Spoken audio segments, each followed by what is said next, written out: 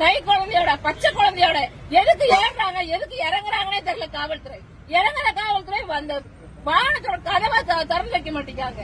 ஏதோ தீவிரவாதிகளை பிடிச்சு வச்சிருக்க மாதிரி கையில்லாத கால் இல்லாத வாய் பேச முடியாத மாற்றுத்திறனாளிகளை உள்ள பிடிச்சு வச்சுக்கிட்டு நம்ம என்னமோ ஓடி போற மாதிரி இந்த காவல்துறை நினைக்கிறாங்க போல.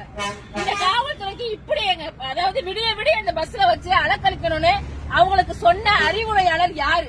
அந்த அதிகாரி யாரு?